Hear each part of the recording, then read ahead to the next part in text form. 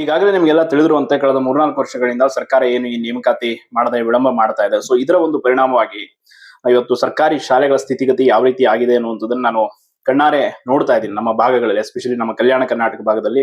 ನಿನ್ನೆಯಿಂದ ಕೂಡ ಹಲವಾರು ನಮ್ಮ ಸರ್ಕಾರಿ ಶಾಲೆಯ ನಮ್ಮ ಹಿರಿಯ ಸಹೋದರರ ಒಂದಿಗೆ ಹೋಗಿ ಕೆಲವೊಂದಿಷ್ಟು ಸರ್ಕಾರಿ ಶಾಲೆಗಳ ಸ್ಥಿತಿಗತಿಗಳನ್ನು ನೋಡಿದಾಗ ಅನ್ಸಿದಂಥದ್ದು, ಶಿಕ್ಷಕರ ಕೊರತೆ ಅಂತೂ ತುಂಬಾ ಇದೆ. ಎಸ್ಪೆಷಲಿ ನಮ್ಮ ಕಲ್ಯಾಣ ಕರ್ನಾಟಕ ಭಾಗದ ಯಾದಗಿರಿ, ರಾಯಚೂರು, ಕಲಬುರಗಿ ಈ ಭಾಗಗಳಲ್ಲಿ ಅತಿ ಹೆಚ್ಚು ಶಿಕ್ಷಕರ ಹುದ್ದೆಗಳು ಖಾಲಿ ಇರೋದ್ರಿಂದ ಒಬ್ಬ ಶಿಕ್ಷಕರೇ ಎಲ್ಲ ಪಾಠ ಮಾಡುವಂಥದ್ದು ಇದು ತುಂಬಾ ಸಮಸ್ಯೆ ಆಗ್ತಿದೆ. ಅಂಡ್ ಇನ್ನೊಂದು, ಈಗ ಸರ್ಕಾರ ಮಾಡಕ್ ಹೊರಟಿದೆ KPS ಸ್ಕೂಲ್ಗಳು, ಅದರಿಂದ ಕಡಿಮೆ ಏನು ಮಕ್ಕಳಿರುವಂತಹ ಶಾಲೆಗಳನ್ನ ಸ್ಥಳೀಯ ಬೇರೆ ಶಾಲೆಗಳೊಂದಿಗೆ ಮರ್ಜ್ ಮಾಡುವಂಥದ್ದು, ಈ ರೀತಿ ಎಲ್ಲ ಮಾಡಿ ಒಟ್ಟಿನಲ್ಲಿ ಏನೇನ್ ಮಾಡಬೇಕು, ಇವ್ರು ಯಾವ ರೀತಿ ಸರ್ಕಾರಿ ಶಾಲೆಗಳನ್ನ ಹಳ್ಳಾಡಿಸ್ಬೇಕು ಎಲ್ಲ ಕೆಲಸ ಮಾಡ್ತಾ ಇದ್ದಾರೆ.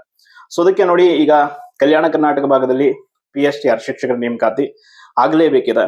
ಸೊ ಅದಕ್ಕೆ ಸಂಬಂಧಪಟ್ಟಾಗೆ ನಾವು ನಿನ್ನೆಯಿಂದ ಕೂಡ ಸ್ಥಳೀಯ ನಮ್ಮ ಶಾಸಕರು ಯಾರ್ಯಾರು ಕಲ್ಯಾಣ ಕರ್ನಾಟಕ ಭಾಗದಲ್ಲಿ ಪ್ರಮುಖ ಶಾಸಕರಿದ್ದಾರೆ, ನಮ್ಮ ಜೆಡಿಎಸ್ ನ ಕರೆಮ್ಮಜಿ ನಾಯಕ್ ಆಗಿರ್ಬೋದು, ನಮ್ಮ MP ಕುಮಾರ್ ನಾಯಕ್ ಸರ್ ಆಗಿರ್ಬೋದು, ಹಲವಾರು ಜನರಿಗೆ ಈ ಬಗ್ಗೆ ಈಗಾಗಲೇ ನಾವು ವಾಟ್ಸಪ್ ಮೂಲಕ ಅವರಿಗೆ ಸಂದೇಶ ಕೂಡ ಕಳಿಸಿದ್ವಿ. ಅಂಡ್ ಅವರು ಕೂಡ ಅಪಾಯಿಂಟ್ಮೆಂಟ್ ಕೊಡ್ತೀನಿ ಅಂತ ಹೇಳಿದ್ದಾರೆ. ಸಾಧ್ಯ ಆದ್ರೆ ಅವರಿಗೆ ನೇರವಾಗಿ ಭೇಟಿಯಾಗಿ ಕೆಲವೊಂದಿಷ್ಟು ಏನ್ ಸರ್ಕಾರ ಹೇಳಿತ್ತು, ಎಷ್ಟು ವೇಕೆನ್ಸೀಸ್ ಇದೆ, ಯಾವಾಗ ಭರ್ತಿ ಮಾಡ್ತೀವಿ, ಏನ್ ಮಾಡ್ತೀವಿ ಅಂತ ಭರವಸೆ ಕೊಟ್ಟಿತ್ತು, ಸೊ ಅದನ್ನ ಅವ್ರು ಮುಂದಿಟ್ಟು ಬಿಟ್ಟು ಸರ್ಕಾರಕ್ಕೆ ಒತ್ತಾಯವನ್ನ ಹಾಕುವಂತೆ ನಾವು ಅವರಿಗೆ ತಿಳಿಸ್ತೀವಿ. ಎಸ್ಪೆಷಲಿ ನಮ್ಮ ಕಲ್ಯಾಣ ಕರ್ನಾಟಕ ಅಭಿವೃದ್ಧಿ ಮಂಡಳಿ ಏನಿದೆ, ಸೊ ಅವರು ಕೂಡ ಈ ಬಗ್ಗೆ ಗಮನ ಹರಿಸಬೇಕು.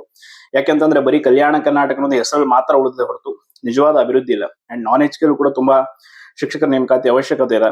ಬಟ್ ಸದ್ಯಕ್ಕೆ ನಾನು ಇಲ್ಲಿಗೆ ಸ್ಥಳೀಯವಾಗಿ ಬಂದಿರೋದ್ರಿಂದ, ಈ ವಿಷಯಗಳ ಬಗ್ಗೆ ನೋಡಿರೋದ್ರಿಂದ, ಸೊ ಈ ವಿಷಯಗಳ ಬಗ್ಗೆ ಸದ್ಯಕ್ಕೆ ನನ್ನ ಕೈಲಾದಷ್ಟು ಯಾವ ರೀತಿ ಅವರಿಗೆ ಮನವಿನ ಕೊಡುವಂಥದ್ದು. ಈಗ ಶಿಕ್ಷಕರ ಹುದ್ದೆಯ ಆಕಾಂಕ್ಷಿಗಳನ್ನು ಕೂಡ ಕೆಲವೊಂದಿಷ್ಟು ಜನ ಭೇಟಿಯಾಗಿದೆ.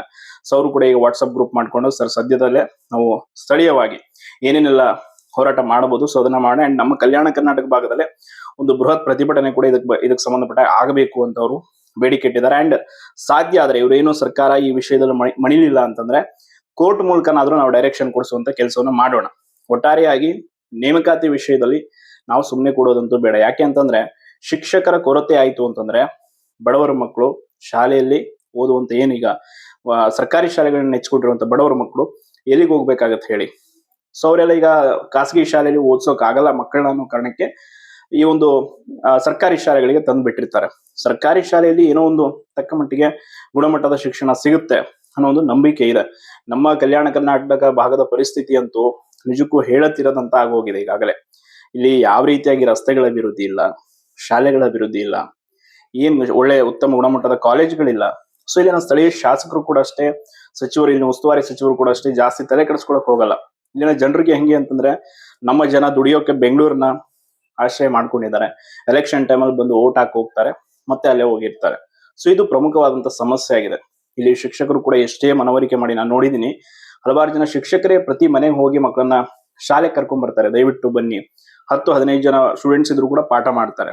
ಸೊ ಅದಕ್ಕೆ ದಯವಿಟ್ಟು ಈ ಬಾರಿ ಸರ್ಕಾರ ಕಲ್ಯಾಣ ಕರ್ನಾಟಕ ಭಾಗದ ಏನ್ ಖಾಲಿ ಇರುವ ಶಿಕ್ಷಕ ಹುದ್ದೆಗಳು ಇದೆ, ಸೊ ಅದೆಲ್ಲವನ್ನ ಫಿಲ್ ಮಾಡ್ಬೇಕು. ಅಂಡ್ ಶಿಕ್ಷಣ ಸಚಿವರು ಬರೀ ಹೇಳಿಕೆ ಮಾತ್ರ ಸೀಮಿತ ಆಗಿದೆ. ನಿನ್ನೆ ಸಾಧನಾ ಸಮಾವೇಶದಲ್ಲಿ ಯಾವ ಒಂದು ಮುಖ ಇಟ್ಕೊಂಡು ನಾವು 56,000 ಹುದ್ದೆನ ಭರ್ತಿ ಮಾಡಿದ್ವಿ ನೇಮಕಾತಿ ಅಂತ ಹಾಕೊಂಡ್ರೋ ಗೊತ್ತಿಲ್ಲ.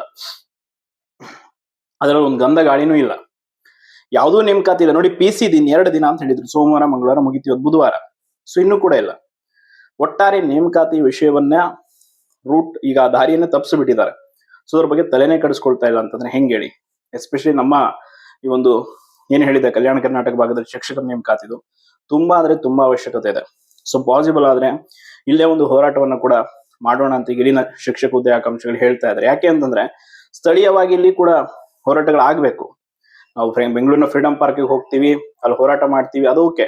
ಅದ್ರ ಜೊತೆ ಸ್ಥಳೀಯವಾಗಿ ಕೂಡ ಒತ್ತಡ ಹಾಕುವಂತ ಕೆಲಸ ಆಗ್ಬೇಕು. ನಮ್ಮ ಸಚಿವರು ನಮ್ಮ ಶಾಸಕರು ಏನ್ ಮಾಡ್ತಾ ಇದಾರೆ ಇಲ್ಲಿ?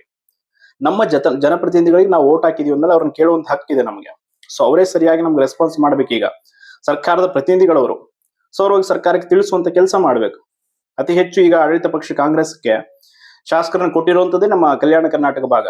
ಸೊ ನಮ್ಮಲ್ಲಿ ಏನು ಯಾವ ರೀತಿಯಾಗಿ ಸ್ಪಂದನೆ ಇಲ್ಲ, ನಮ್ಮ ಕಡೆ ಶಾಸಕರಿಂದ ಒತ್ತಡ ಇಲ್ಲ ಅಂತಂದ್ರೆ ಏನ್ ಮಾಡೋಕ್ಕಾಗುತ್ತೆ? ಈಗಾಗಲೇ ಹಂಪನಗೌಡ ಸರ್ಗೂ ಕೂಡ ನಾವು ಮಾತಾಡಿದೀವಿ, ಅವ್ರಿಗೂ ಕೂಡ ಹೇಳಿದೀವಿ. ಯಾಕೆಂತಂದ್ರೆ KPSC ಈಗ ಅವರು ಸುಧಾರಣಾ ಸಮಿತಿಯಲ್ಲೂ ಕೂಡ ಇದ್ದಾರೆ. ಸೊ ಅದ್ರ ಜೊತೆ ಶಿಕ್ಷಕ ಹುದ್ದೆ ನೇಮಕಾತಿ ವಿಷಯದಲ್ಲೂ ಕೂಡ ಅವರು ಧ್ವನಿ ಎತ್ತಬೇಕು. ಅಂಡ್ ಎಲ್ಲರೂ ಕೂಡ ಒಟ್ಟಾರೆಯಾಗಿ ಈ ವಿಷಯದಲ್ಲಿ ಗಟ್ಟಿಯಾಗಿ ನಿಂತ್ಕೊಂಡ್ರೆ ಖಂಡಿತವಾಗಿ ನೇಮಕಾತಿಯನ್ನ ಮಾಡಿಸ್ಬೋದು. ಇಲ್ಲ ಅಂತಂದ್ರೆ ಬಹಳಷ್ಟು ಕಷ್ಟ ಇದೆ. ಸೊ ಅದಕ್ಕೆ ನಿಮ್ಮ ಅಭಿಪ್ರಾಯ ಏನು ಅನ್ನೋದನ್ನ ತಿಳಿಸಿ. ಧನ್ಯವಾದ.